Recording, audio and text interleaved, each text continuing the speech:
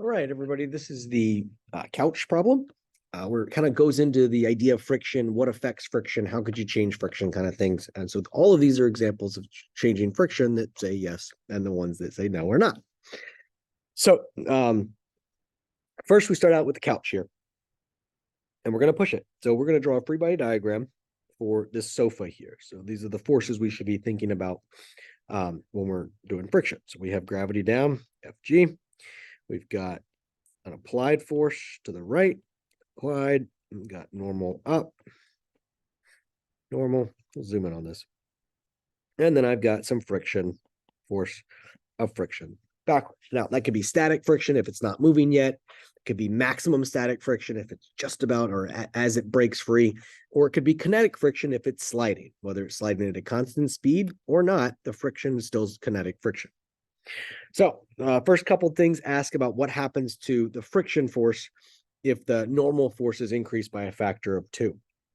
Now, remember that the force of friction is equal to a coefficient, which accounts for the surface type, times the normal. So anything I do to the normal, it's going to do the same thing to the friction.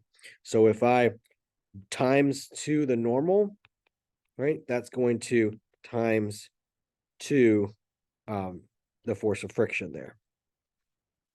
Normal affects friction, and it does so linearly. So I think that's fine. I will just say that you can say that the reasoning for that would be that the force of friction is directly proportional to the normal. So anything I do to the normal, it's going to change friction in the same factor, not the same amount, same factor there. All right. The coefficient accounts for the surface type, and it's a separate factor than the normal. So the next question, which says, what happens to the coefficient of friction if the normal force is increased by a factor of 2?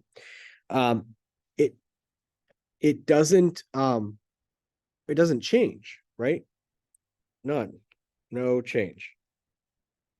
No change, because the coefficient is based off of the surface. Coefficient is only dependent on the surface types. So if I change the different surfaces, well, that might change the coefficient, but normal does not. Both of them, though, coefficient and normal, could change friction. All right.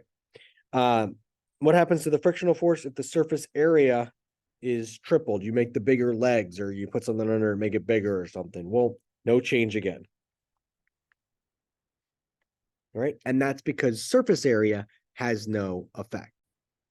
Surface area has no effect on the friction. It's only, look at the equation up there, it's only the coefficient or surface type and the normal force.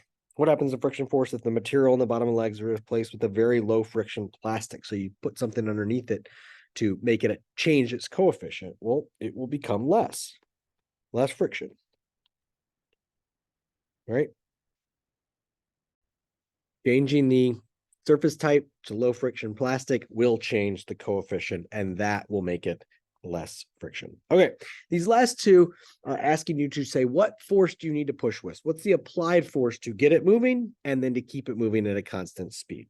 Both of them depend on the idea that to get it moving or to keep it moving, I have to apply a force, and that friction will resist that. Now, to get it moving, to start it sliding, that is static.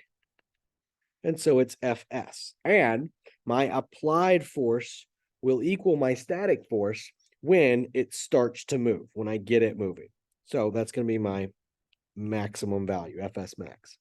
That equation, Fs max, is just the coefficient of static friction times the normal.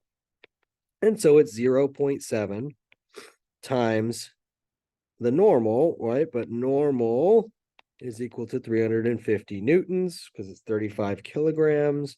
And so that's going to be 350, which I think is 235, I believe, newtons of static. 0.7 times 350, and you get your 235. That may be slightly off, but that's close. That's the right idea. 0.7 times 350. All right. And then the next one is to slide at a constant velocity. So that means I am moving with against kinetic friction now, and that my applied force, again, because it's constant velocity, is equal to the kinetic friction. So we're going to use the equation for kinetic friction, coefficient of kinetic friction times the normal. And so that is 0.5, right from the question, times the normal of 350. And that gives me 175 newtons of force. So those are my two friction forces.